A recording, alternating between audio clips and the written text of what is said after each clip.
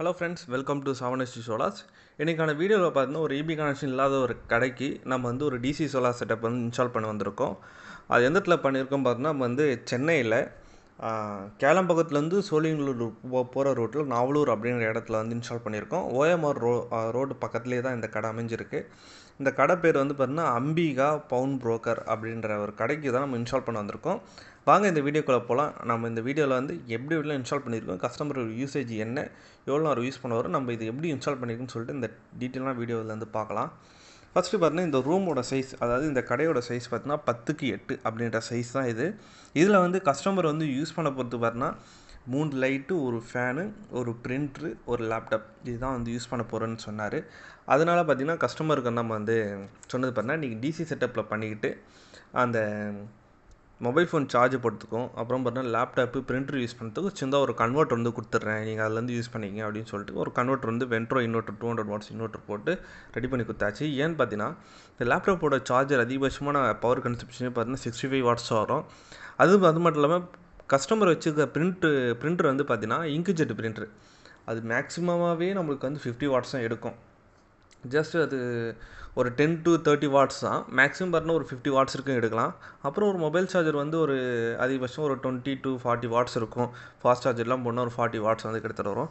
So அப்படி நம்ம வந்து பார்க்கும்போது பார்த்தீங்கன்னா இந்த 200 வாட்ஸ் கன்வெர்ட்டர் வந்து கரெக்டாக இருக்கும். மற்றபடி பார்த்தீங்கன்னா லைட்டு, ஃபேனு இதெல்லாம் பார்க்கும்போது பார்த்தீங்கன்னா ஃபேன் வந்து நம்ம சினாக்ஸ் பிராண்டில் 12 வோல்ட் பிஎல்டிசி ஃபேன் வந்து போட்டு இன்ஸ்டால் பண்ணி கொடுத்துருக்கோம். அது மட்டும் இல்லாமல் டியூப் லைட் வந்து பார்த்தீங்கன்னா 2 டியூப் லைட்டு இந்த ரூமுக்குள்ளேயே பார்த்தீங்கன்னா 20 watts DC tube light 4 feet tube light வந்து நம்ம 2 போட்டிருக்கோம். அதேமாரி பார்த்தீங்கன்னா கடைக்கு வெளியே பார்த்தீங்கன்னா ஒரு 9 வாட்ஸ் பல்பு, எல்இடி பல்ப் வந்து 12 வோல்ட் பல்ப் டிசி பல்ப் வந்து போட்டு கொடுத்துருக்கோம். அதேமாரி பார்த்தீங்கன்னா இதில் வந்து ஒரு ரவுட்டரும் வந்து ரன் ஆகிட்டுருக்கு, அதாவது ரெயில் நெட் இது ரவுட்டரும் ஒன்று வந்து கனெக்ட் பண்ணி நெட்டுக்காக பார்த்தீங்கன்னா ஒன்று யூஸ் பண்ணுறது. அது மட்டும் இல்லாமல் இதில் ஒரு ஒய்ஃபை கேமராவும் யூஸ் பண்ணிகிட்ருக்காங்க. பேட்ரி வைஸ் பார்த்தீங்கன்னா நம்ம வந்து ஈஸ்ட்ரிமன் பேட்டரியில் 120H battery 20 amp PWM charge control போது நம்ம ரெடி பண்ணி கொடுத்துருக்கோம்.